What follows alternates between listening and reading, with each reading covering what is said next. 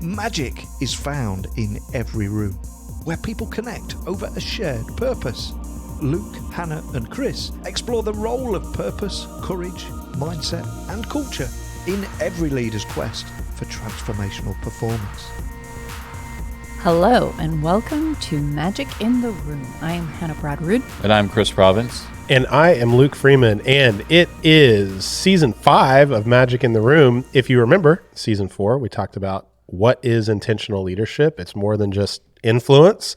It's being intentional about our influence, making conscious choice, being better every day as a leader, and impacting the world around us in positive ways. In this season, we are applying that to leading others. So specifically, if we are in a role where we have positional leadership over other folks, could be a coach, could be a teacher, could be a supervisor, manager, director at work, or even just leading a family, what does it mean? What are the skills that we have to learn to lead other people? So last episode, we talked about, we really make this transition from leading ourselves as an individual contributor, where we're doing a lot of production work. We like get things done, put things out into the world, deliver services. And there's this weird, hard thing that happens whenever we move into a positional role of leadership, where all of a sudden we're not judged, or our effectiveness isn't based on what we produce and put out into the world. It's really judged on what other people, our team that we lead, produces and puts out into the world. And that can be jarring, and it can be difficult. And we question, am I being valuable? And what do I even do if I'm not doing production work? And so that's what this season is all about. And today we're going to dig into the first skill that leaders need if they're leading other people, and that is trust, the ability to build trust. We have a downloadable guide at magicintheroom.com to help you walk through us and reflect with us around trust. That's there, and let's jump in. You bet. Let's jump in the trust. So first off, let's get our term of reference lined out. What is it? So we can define trust as the assured reliance on the character, ability, strength, or truth of someone or something.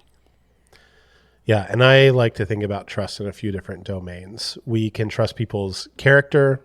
We can trust their ability to get something done. We can trust their consistency, right? So we all, trust different parts of people in different ways. Mm-hmm. So I trust the consistency of the IRS. I trust it so much so that I am compelled to pay my taxes every year, right? That's different than saying, Hannah and Chris, I trust your character, or I trust your intent, right? If I trust your character and intent, we have a different relationship than just if I trust you're consistent or you're competent, you know how to do something well. There's all sorts of folks we talk to that I believe they're competent. Yeah. I don't necessarily trust their character. Now, you trust me, right, Luke? I mean, in some dimensions. Yeah. Do you trust my competence? Yes. Okay.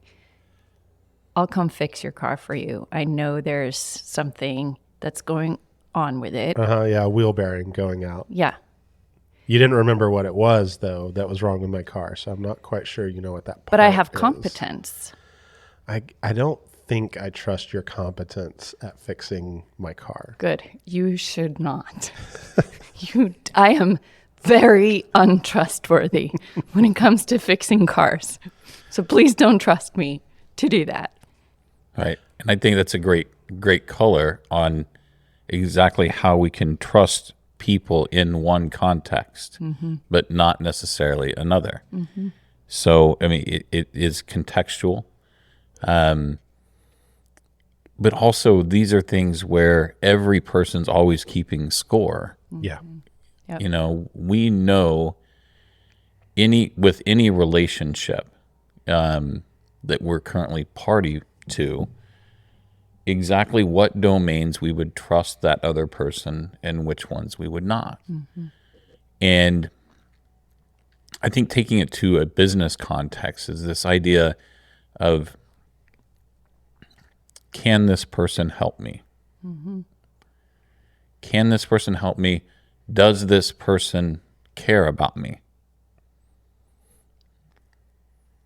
And then ultimately, like, do I trust them to do so? So those are those three kind of hurdles. If we have, what are those guidelines that people use? And being a worthy leader, how do we clear those questions? I think it's worth looping back to why those are the questions, because our brain is a keep us alive machine. That's its job. Keep this organism alive. And we are all carrying around with us an inner cave person, right? All the voices of our ancestors, right? All of these hundreds of thousands of years of evolution that are baked into us that for most of our existence have been in small groups surviving together. And so when you list those questions, Chris, I'm just like, yeah, those are the questions that our ancestors for thousands and thousands of years needed to know the answer to know if they are going to see tomorrow, literally. And for us, as we move into leadership positions where we're leading others, we have to know that all those people have that inner cave person asking those questions to keep them alive every day. And there are right answers to those questions if we're going to lead effectively. Yeah.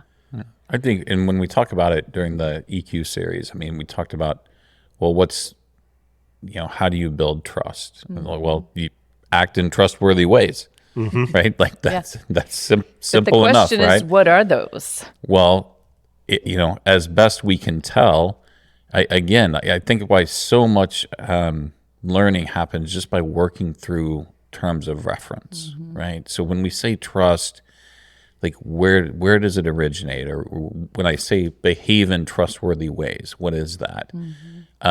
It's empathy, that you have to know that I'm in it for you.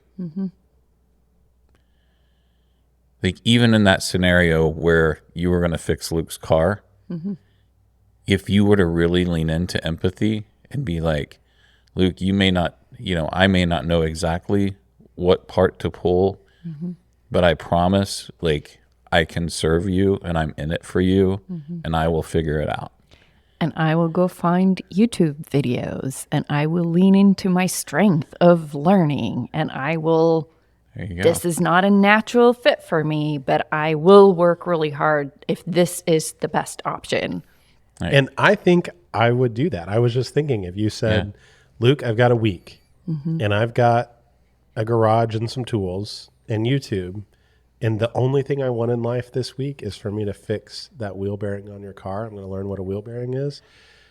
I think I would be like, great, here's the keys. Like, go for it. Yeah, there's a lot of assumptions of available resource and desire Right. that have to be right for that scenario to happen. No, but I'm saying, I think it's a good illustration because I do trust your commitment. If you were like, I am committed and I'm going to learn how to do this, I think I would say, I think you can do that.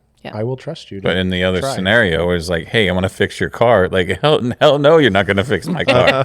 Right. So when we say, okay, how do we act in ways that amplifies trust? It's that empathy of you knowing without a doubt, I'm in it for you. Sharing logic, which is what you just did. Like, so it's empathy and logic. I want to share with you what my thoughts are and why you should believe as well that we or I can be successful in doing this thing. Yeah. And I think there's another element here of, trust. We've talked about competence, integrity, consistency. There's also connection. And I think that goes to the empathy part, right? So my partner, I trust him more than anybody else. I trust him with my life. I do trust in his competence to be excellent at what he does and to work really hard. I don't necessarily trust his competence in cleaning the house to my standards or his consistency in doing so. And yet I trust him implicitly because of the way he chooses to show up for me in ways that are really important to me that help strengthen our connection. And I know that similarly, like if I ever were in danger or harm or needed something, he would figure out the best way to make that happen, because he cares, he has empathy. And I think that's the case with any human relationship, is like, do we trust the strength of the connection? And do we trust this person has my best interest in mind, even if they may not be someone that I would trust in maybe this other area? Well, and that's really, I think it calls into, we have an interesting conversation on if connections and input are an outcome. But this third kind of pillar that goes along with empathy and sharing logic and contemplation together is authenticity. Like, do my behaviors match my words? And, effectively, am I activating my belief through my behavior towards you? So when you say, okay, well, if you're going to build trust, behave in trustworthy ways, fundamental to that is my behavior matches my words and activates my belief, that I can share logic and contemplation. Like, what are my thoughts around the things and how do we share those together? And that that I'm in it for you. What that sparks for me is this habit. I'm going to try and get practical here. And I know that we were using, in the last episode, we started using this analogy of this sort of parable of someone who is an excellent cabinet maker in a cabinet shop. And they maybe get the opportunity to move into a shift supervisor position and kind of have to let go of, I provide value by producing the highest quality cabinets that go out the door to customers, to how do I derive value from my identity as leading this shop and directing the efforts of these team members. So I want to get kind of practical, and I'll just use that analogy. I think building trust doesn't mean being perfect, because I think we can demonstrate that we're thoughtful and have a logic behind our actions. We can demonstrate that we're in it for other people and that we have integrity even when we make mistakes. So what I don't want to do with this series about leadership is end it with, well, just do all these things, just build trust and understand how to have healthy conflict and all these things, when in reality, like, none of us are going to do that perfectly. That person who moves into the shift supervisor role at the cabinet shop is going to make mistakes. It is a new skill.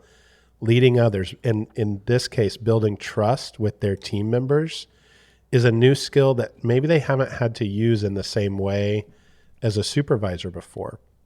But there is a hack, and that is talking about our mistakes. And so I can kind of paradoxically build trust.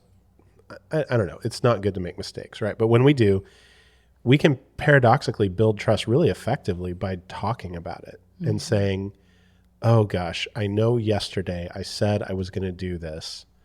I'm sorry. Here's what came up and why I didn't do it. Or I forgot, and here's what was on my mind and why I forgot. I'm going to commit to doing that today.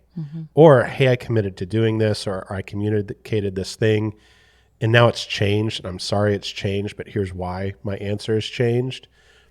We can do all of those things and trust still be an outcome, connection still be an outcome, integrity still be an outcome.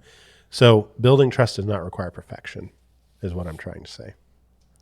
Yeah, I think that's helpful.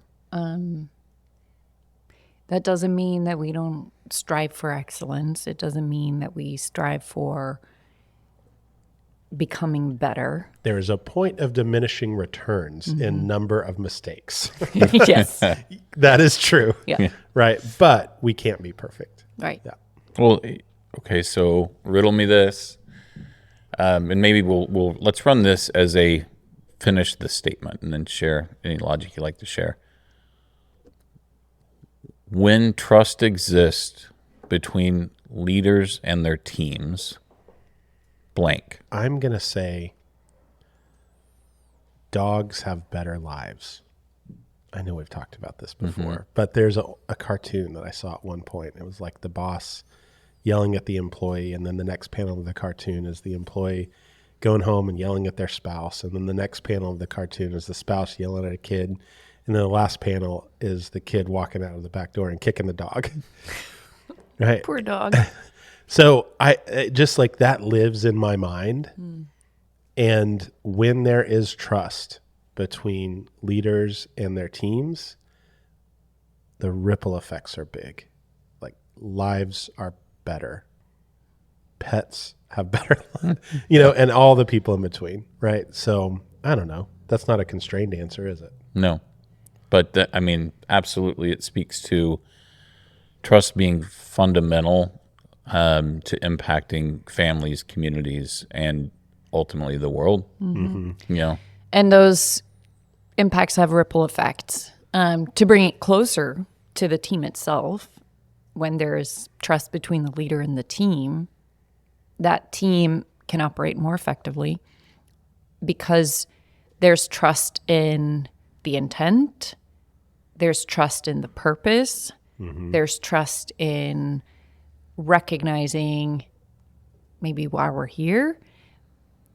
There's trust in I'm going to get the tools and the resources I need to do my job well. There's trust in the connection and the relationships on the team. And again, all these dimensions apply on a team too, right? That we talked about before. But if there is a high level of trust on that team, we can have conflict, task conflict that's productive, where we can debate and we can poke holes in ideas and think about how to make things better. We don't have to cover up mistakes or lie or pretend like we're not as good as people think we are, because we can be honest about those things and we can have constructive conversations around how to improve, how to build better cabinets, how to improve the assembly line and the process for building those cabinets. Or maybe it's not an assembly line. Maybe we take a completely different approach. But yeah, those things are enabled by trust, because trust also impacts, and we're going to talk about conflict in a separate episode, but it enables that ability to create improvement in a more effective way. I'll answer your question another way. When there is trust between leaders and team members in hospitals, less people die. So if you look at the research around better outcomes for patients, less people dying, actually there are more mistakes on record recorded on hospital floors. Yeah, and the whole term psychological safety comes from that research, right? So when there's more trust and psychological safety, people don't die as often because less mistakes are made. Yeah. People report their mistakes. I mean, more mistakes are reported, right? And so people talk about it. Problems are actually fixed. Processes are actually fixed because they're not swept under the rug by someone who doesn't trust their boss effectively. And things get better. Yeah. I gave someone the wrong dosage. Oh my gosh. The label was hard to read. Okay, great. Let's fix how these are labeled. Yeah. That is a conversation that happens so that a wrong dosage isn't given a second time or a third time or the fourth time when it actually kills someone. That happens early because trust exists between a team member and their leader. So that's an answer. Less people die. Yeah. And I would say when trust exists, we activate the service profit chain, right? Like we can activate that path to growth, regardless of what growth means, or to an organization, or what energy is needed. But it's that idea that a trusting relationship between the leader and the team leads to engaged team members, better work product, satisfied customers, loyal buying behaviors, more revenue. Yeah. So that's, I think, what it means for business. And all those, as we answered those, most of those were outcome focused, right? So let's take this one from a little bit different angle and say, what do we do? Okay, so what action do I take? When there is not trust, I must what? Hide. Get smaller. not rock the boat, not put myself out there because that could be risky. And I want to go back to something I said earlier. I think I mistakenly said when there's high trust, less mistakes are made. That wasn't the point I was trying to make. The point is when there's not trust, mistakes are always made. And I think accepting that we're going to make mistakes, we're human. The difference is when there's not trust, I will hide my mistake. I will cover up my mistake. I will not talk about it because it's going to have bad consequences psychologically. I'm going to be yelled at. I'm going to maybe get fired. There's going to be all these consequences, right? And so we don't do that iterative process of making sure that the same mistake doesn't keep happening over and over again. Yeah, when there is not trust between a leader and a team member, I'm going to go back to our ancestors and our inner cave people, all the same things that you would imagine in that group surviving out there. When I perceive the leader of my group that's trying to survive together as a potential threat, I am vigilant. I don't want to be alone with them. I create a bunch of backup plans for in case something goes awry. I question what they're saying because I don't trust their integrity and maybe they have some other alliance with someone else. I hoard resources so that I can protect myself and my little fiefdom over the good of the entire group. I experience more anxiety and stress and am unable to be creative in solving problems for the group because I am worried about my own survival. And when trust doesn't exist, I leave. Yeah. Like, why suffer unnecessarily? Mm-hmm. So part of those backup plans you mentioned, right? Mm-hmm. I just leave. I leave or I fight. Yeah. And Right. that's I say, you shouldn't be the leader. I should be the leader or someone else should be the leader. So I'm going to undermine you. right. I'm going to start activating agendas, right? I'll work around you. I'll make sure to highlight these shortcomings that I get to see every day. Oh, you've got an alliance with second shift? Well, I better build an alliance on third shift. Yep. If that's the game, I'll build an alliance out of necessity. Yeah, I leave or I stay and fight or I stay and shut down and disconnect and don't contribute and do the bare minimum. Mm-hmm. So is it, I mean, safe to say, this is like that trust level between the leader and their team is everything. It's what everything else rises and falls on this notion of trust. And this is where, we talked a lot in the last episode about leading yourself. You doubled down how important that is. Working on yourself, growing as a person, you doubled down on that when you become you get power over other people and become a positional leader. Because the consequences are high. You have a responsibility to be a trustworthy human being. And we all mess up. Mm-hmm. And the work required to have the moral authority that people respect you and trust you, it does not happen on accident. You have to work at it. Mm-hmm. Yeah. Well, thinking through, part of this is a little bit of a mindset shift in that I think historically, a lot of times in business, we look at like we're hiring resources and not people. Yeah. So this idea that we're looking at, well, here's the productive task that I'm hiring to be done, and not saying, here's a person of value I'm bringing to the team. Yeah. Mm-hmm.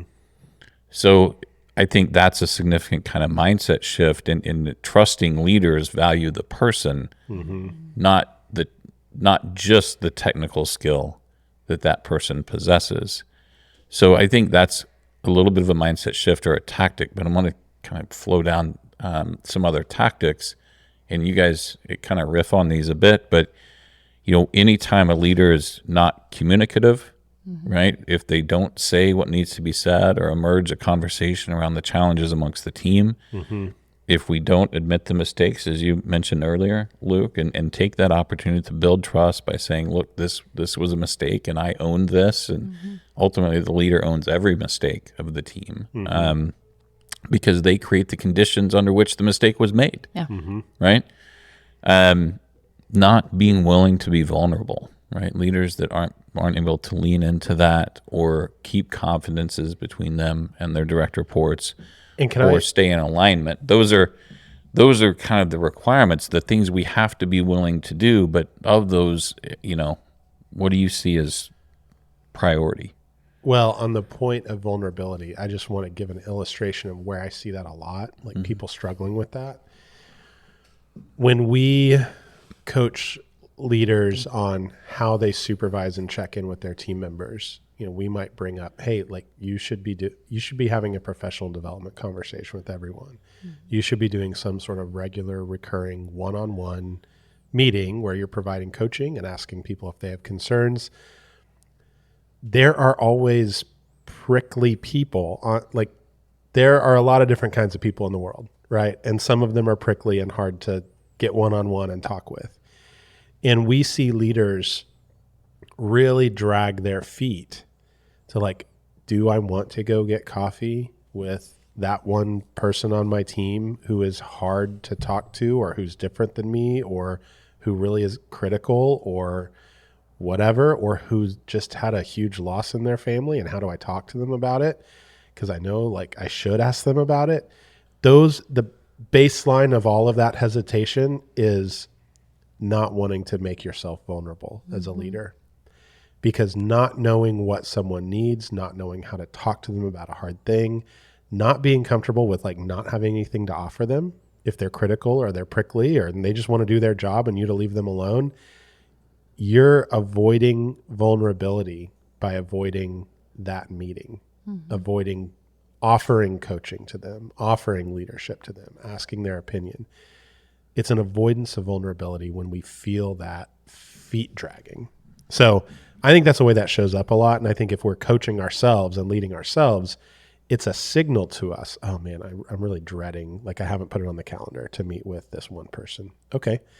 What is it that you're afraid to be vulnerable about? What is it that you don't know or don't know how to do or don't know how you're going to respond that you think they might say? What is that thing? And is it okay if you don't have the answer? Maybe that's fine.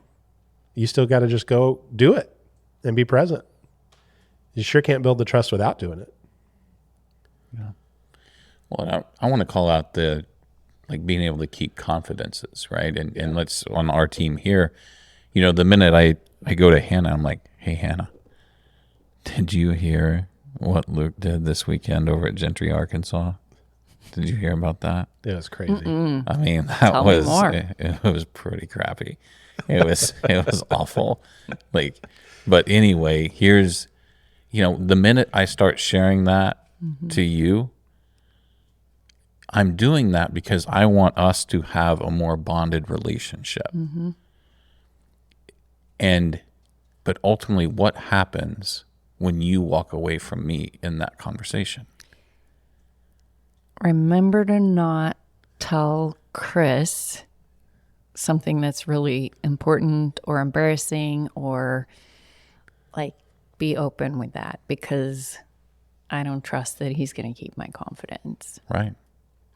So a leader, leadership is lonely, and we have to lean into that because people are going to trust us with information and be vulnerable.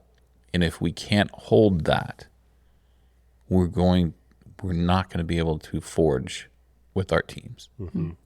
And I'm going to just another little nuance to that. People do this. They think, well, if I can't tell Hannah about Luke, what I can do is I can talk to Luke and Hannah about our boss or about the other department that we get in arguments with sometimes. And I can build connection with my team by throwing other teams or my boss or whoever it is, whoever the bad guy is, I can throw them under the bus or tell a story, something that I know because of my leadership position. I can tell my team and build affinity with my team. But ultimately, that does not work either, right? We build more trust. People respect us as leaders more if we say, oh my gosh, like, I'm sorry, we shouldn't be talking about this. Or listen, I'm telling you this not to gossip, but because you need to know strategically that this conversation is happening over here, that most likely I might not be here tomorrow and it could come and impact us. When we enter into communications that way, we build more trust in our competence, in our character and integrity. And that sounds really clinical, doesn't it? So, hey guys, I have some mixed feelings about talking about this. It's an ongoing conversation. I don't quite know that it's public. I'm telling you because I'm going on vacation, this next week. I don't want you to be surprised and blindsided. That is not fun water cooler talk. That's like, it sounds lame.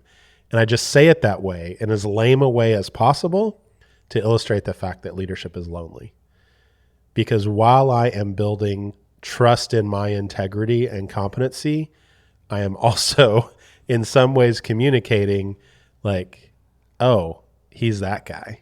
And I don't know, like we might not go out for drinks anymore after work because like he's not very fun. And I think we can't have both. I'm not saying that we have to let go of all of, friendship and all of that, but I think this idea that leadership is lonely is very real.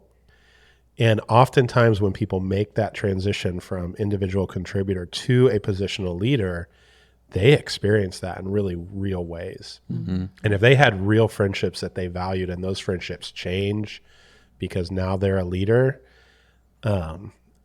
you have to fill the void with something else. And I would just encourage folks listening to say, where are those other sources of friendship? And can you care for yourself as a leader and combat that loneliness, knowing it's not going to be with the person that you used to be building cabinets next to every day on the line. Like relationship's not going to be the same anymore. And that's okay. It's how we as humans work. Hannah, what resonates with you, thinking through like tactics that leaders can use to build trust? I think as we think about these different, we can call them domains of trust, competence, integrity, consistency, connection. Am I intentional about forging those and showing those, right? And one of the biggest factors that will either build or erode trust is, do I do what I say that I'm going to do? Am I living the values that I say that I have? Am I consistent in how I show up? And yeah, maybe there are things that are not strengths for us that we're not consistent in, but am I consistently showing up, showing people that I have their best interests in mind, trying to build a connection with them, trying to learn about what's important for them? Am I looking for ways to build confidence and the trust that I'm going to, even if I'm not perfect and I'm not going to be, and let's just be clear about that from the beginning, but I do care and I'm going to show you consistently that I care by looking for ways to, to make that connections. And it can't be a one size fits all. It has to go to, connecting with another human being in a way that's meaningful to them. So that means I have to choose, I have to notice what matters to that person and in what ways I may have to build or strengthen trust, because that's another assumption that once we have trust, it's always there, right? There are things constantly that can erode trust. And so checking back in and notice, do we still have a high level of trust, or does it feel like it's slipping? And then what choices do I have about that? And is it time to go have a conversation with this person or go do something with them or ask for more frequent communication or checking in? And what action am I going to take? Well, as we,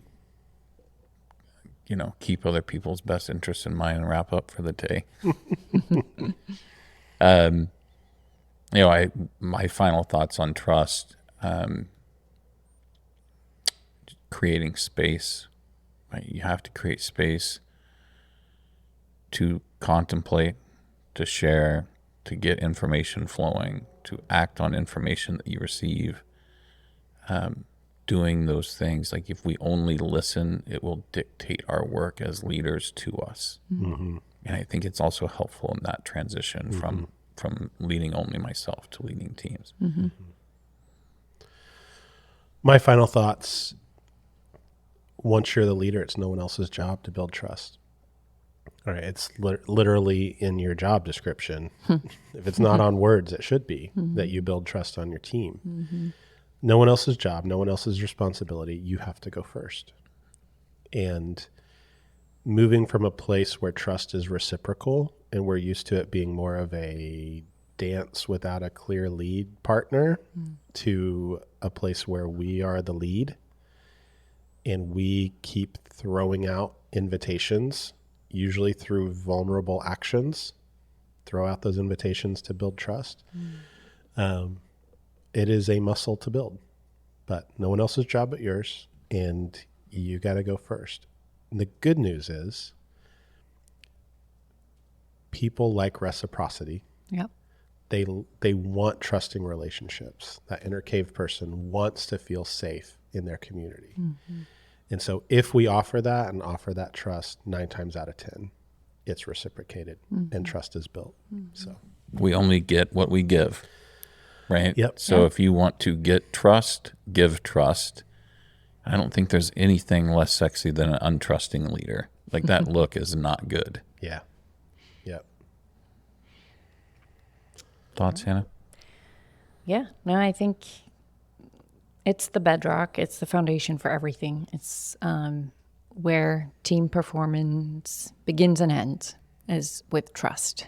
Where the effectiveness of a leader begins and ends is with trust. I don't think it can be overemphasized how important trust is to a team and to high performance. Absolutely. So let's go, as we enter the week, let's go give it. Let's go create space for it.